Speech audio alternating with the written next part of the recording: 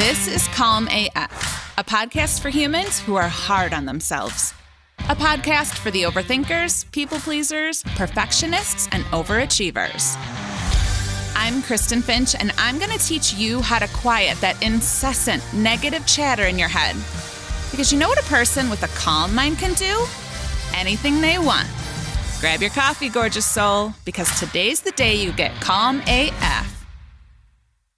Hello, gorgeous souls. I have excellent news. I am not recording this episode from the hospital. We are home. Emily is home. We've been home for a few days, and we are resting and resetting and all the things that you do when you have been through kind of an excruciating 2 weeks. I want to thank you. I had so many people reach out, just sending love and prayers and support and ideas. And it was very, very comforting in a time where, everything felt hard. So I wanted to say thank you. And so did Emily. Emily was really moved by how many people reached out and were caring about her and the situation she was in. So she was like, Mom, can I come in and say thank you? And I said, absolutely. So, Emily. Hi. I just wanted to say thank you to everyone. Felt a lot less alone. Felt really, really good to know I had so many people sending such kind thoughts and prayers. Also, thank you for being so patient with my mama. She's the best mom in the world and basically paused her life for like a month to be with me 24/7. I did not even pay her to say any of this. I'm just very grateful to have her and to have you guys. Aw, thank you. Oh, careful. Sorry. You okay? Yeah. So thank you from both of us. And I have a lot of things that I'm excited to share with you. The last 2 weeks, month or so, I had a lot of time to practice being in a really dark place. And while I was in that dark place, I paid attention. It reminded me, there's this book that I love, and I've talked about it many times before. I think it's called Stroke of Insight. And now I'm second guessing myself, but it's by Jill Bolte Taylor. She is an amazing neuroscientist, neurobiologist, neuroanatomist, something like that.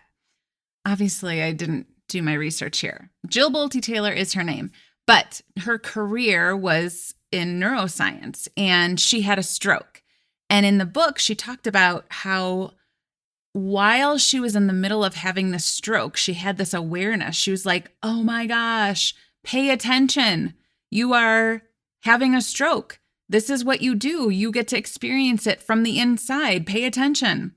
And it's really how I felt the last couple of weeks, the last month or so, where I was like, oh my gosh, Kristen, you are in real time going through a really difficult thing again, another difficult roller coaster situation. Pay attention. You're inside the dark place. You are in the experience of going through the scary things. Stay present. And I did. I tried. Mostly. Sometimes I didn't. Sometimes I let the, darkness kind of sweep me away, but I at least tried, and I did. I feel like I really learned a lot, and I have a lot deeper insight. And so I'm excited to share that with you, and I will.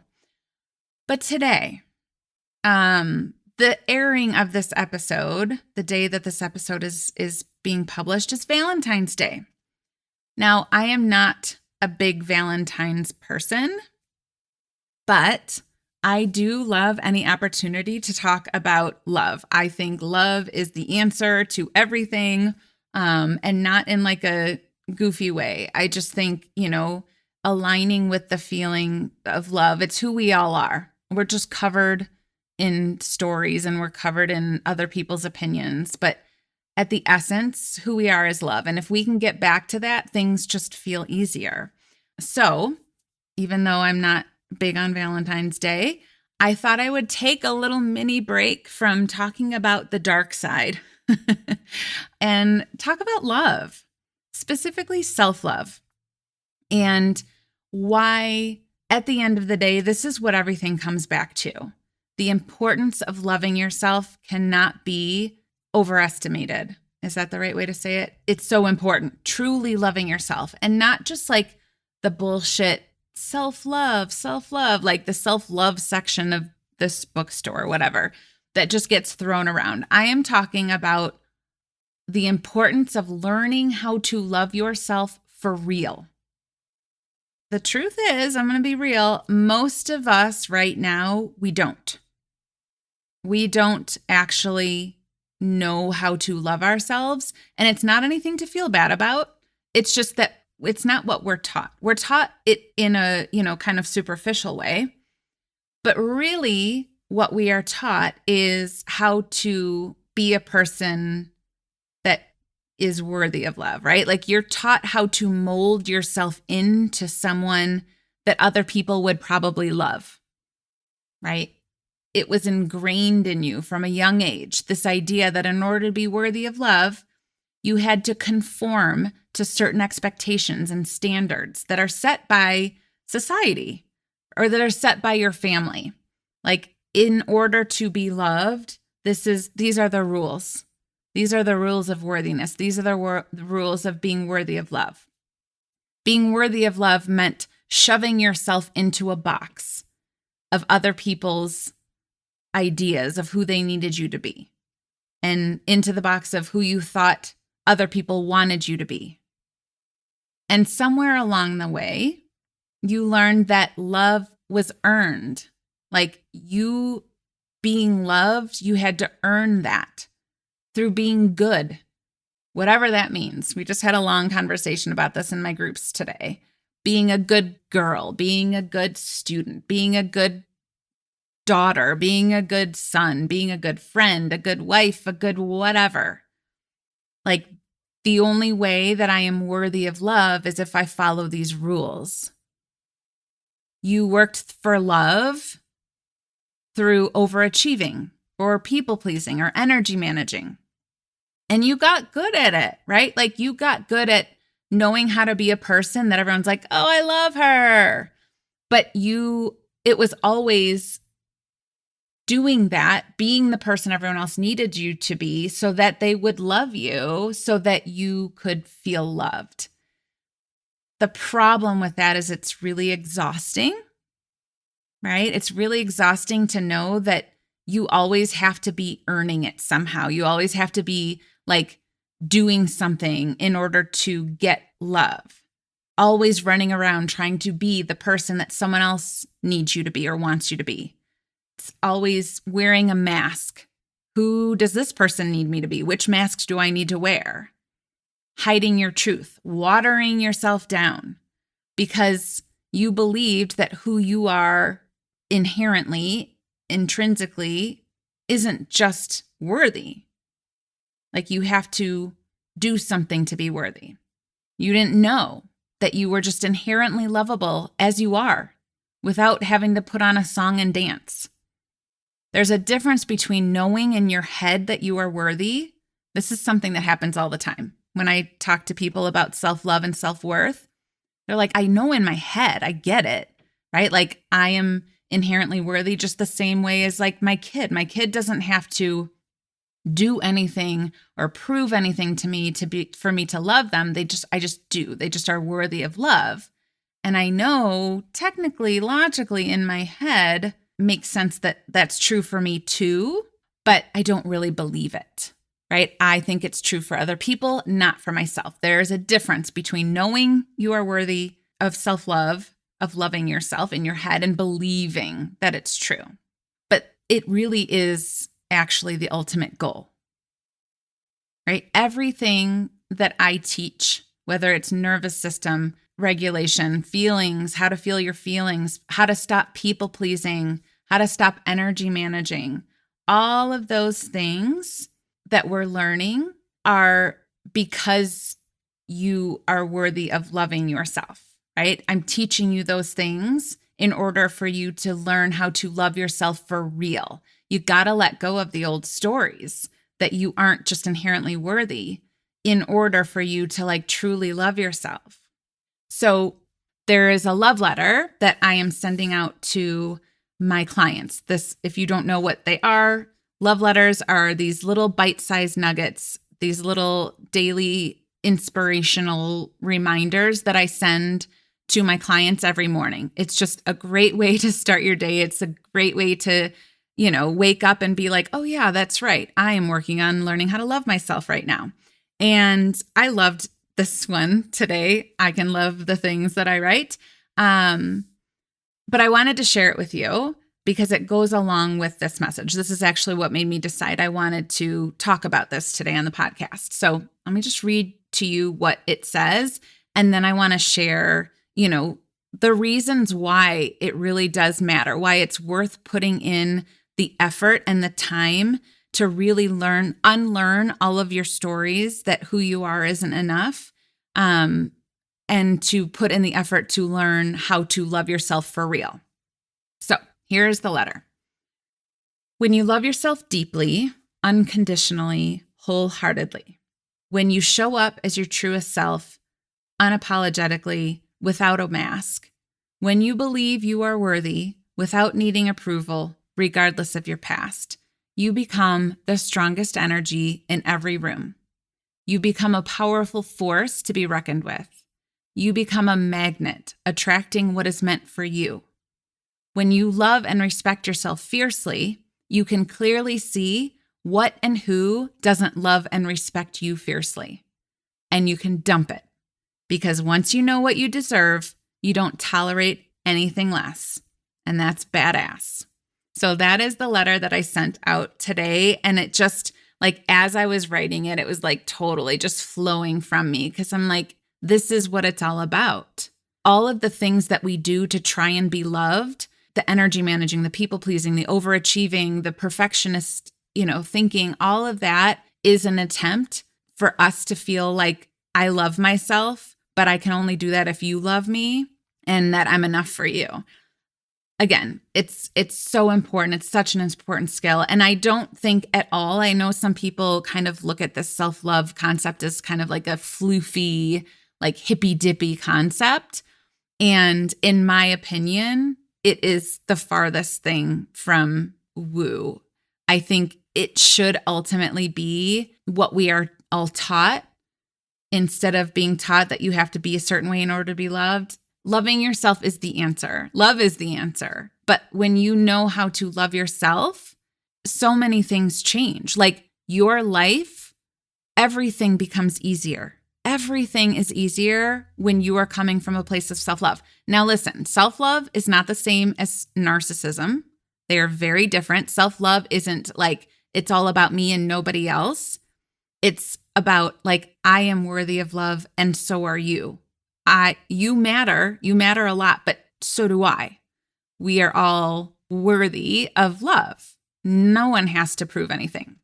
So I started kind of thinking about what are the things that happen? How is your life easier when you truly, not just know in your head, but believe in your body that you are worthy of love, that you love yourself?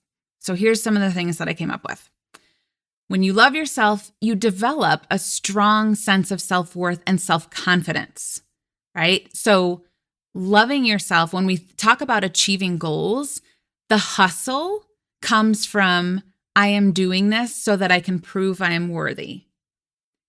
The opposite is when you love yourself, you're doing it because you want to and because you deserve to get the things that you want, right? So you can pursue your goals. You can go after your dreams, not from a place of, and then I can finally feel good about myself. It's I feel good about myself so much. I love myself so much that I deserve to achieve these goals that are going to make my life 10 times better than it is right now.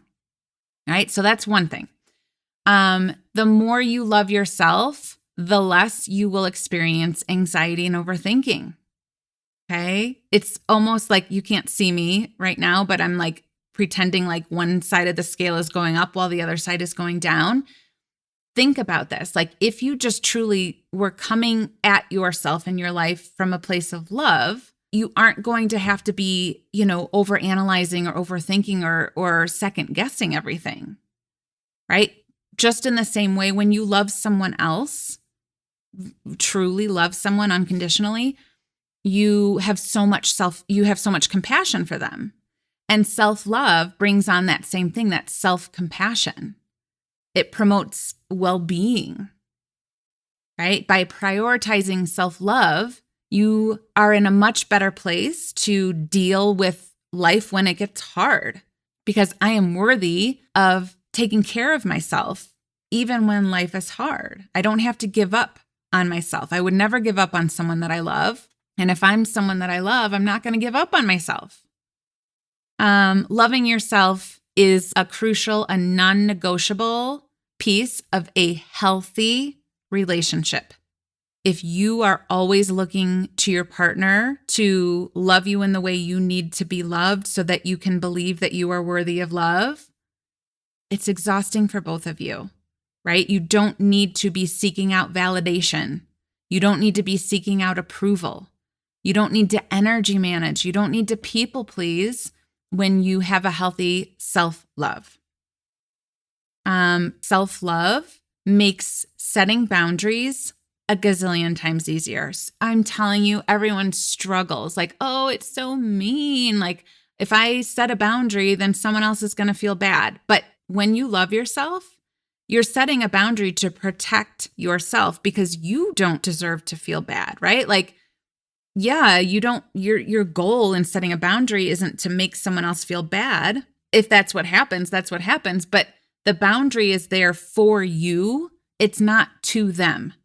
And that really is only possible when you are setting a boundary because you love yourself. Also, like I said earlier, it makes decisions way easier because when you love yourself, you are way less willing to tolerate bad behavior, disrespect, unkindness, people treating you badly. Like when you love yourself, you're like, no. I'm sorry. You must have me mistaken with someone else because I don't deserve that. I don't know what you were thinking, but you're wrong. Like, it's just so crystal clear. You don't sit there and be like, well, but maybe I had it coming or I deserved it because I wasn't perfect either. It's not about that. It's the same. If there is someone in your life, maybe you have a child who you love so much. And if someone walked up to them and treated them unkindly, you wouldn't be like, oh, but maybe I just shouldn't. Maybe they had it coming. No, you would step in and you would stand up to that person who's mistreating your child because you love them, right? That's because you truly love them. So when you truly love yourself, that sort of thing becomes easier too. Like, no. I don't have to analyze this mistreatment. Like, it's not okay. I will not tolerate it. I don't deserve it. That's it. End of story. It becomes so much easier to make decisions like, does this person deserve my time? Right? Resilience, loving yourself. There is so much inner strength, right? The same way you can have the strength in your defense of other people, when you have that for yourself, you can bounce back way quicker.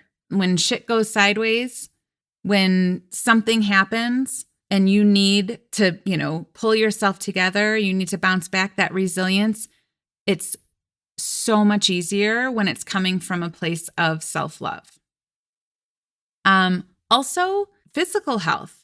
How many times have you decided you want to change something about your physical health? You want to work on your physical health, whether that's weight or just the way you're eating or whatever it might be, but it's coming from a place of so that I can feel better about myself, right? Once I am healthy, then I can love myself. And it's so messed up, right? If you really think about that, it's so messed up and backwards. Like, how much easier is it to treat yourself well because you love yourself, not because you're like punishing yourself? You want to meet physical health goals? Love yourself. Do it from a place of because I love myself, not because so that I will love myself once I achieve this goal.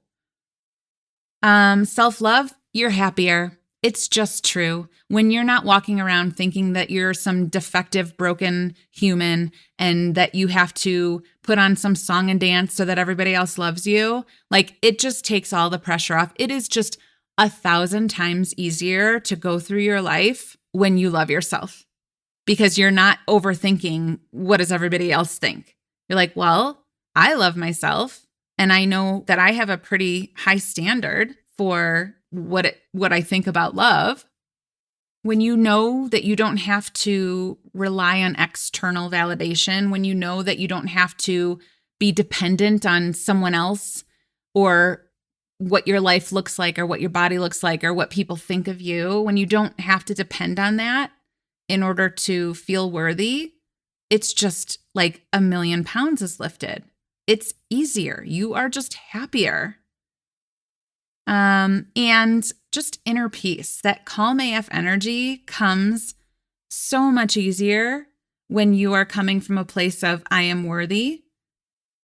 I am worthy of love. I love myself, right? It transcends all of the external shit. You can find joy easier. You can find fulfillment in the present moment when you aren't in your head trying to figure out how to be a person who's worthy or who is worthy of self-love. When you are in a place where you love yourself, everything is easier. You have less overthinking. All of the things that feel like a big deal that you're struggling with feel easier when it's coming from a true belief that I love myself. And it's not about, I think I'm better. Again, I want to reiterate that because I think that's where people go and like, oh, you love yourself so much. Isn't that nice? Like, no, it's different. It's about, it's a peace. Self-love is peaceful and it's gentle and it's comforting. Like, I don't have to prove anything. I don't need anyone else to say like, yes, it's okay for you to love yourself. I just get to love myself. And then I get to let other people love me. And also, it's way easier to love other people when I already have a healthy sense of self-love. So I just thought that was the message that I wanted to share for Valentine's Day. Whether you have another person in your life in a relationship or not, doesn't matter. This is the important love. This is the most important love because once you love yourself, loving other people becomes way easier. Once you love yourself, letting other people love you becomes way easier. There are things to do. There is work to be done, right? Like there are stories that you need to unlearn in order to really facilitate this healthy self-love place. But it's worth it because maybe there's work at the beginning, but in the long run, self-love will serve you and will make the rest of your life so much more fulfilling and so much easier. All right. That's all I got for you. That's it. Those are my thoughts. Love you so much. I will talk to you next week. Thanks for listening. And before you go, one more thing. So as you know, I am slightly obsessed with helping as many humans tap into their calm AFness as possible. So if this podcast has helped you, would you please leave a review, make sure you're subscribed, and share it with your friends. Also, make sure you head on over to KristenFinch.com to see how you can work with me. You can sign up for my emails and get any other goodies I have available. Until next week, I love you so much. I am so grateful that you're here. I'll see you next time.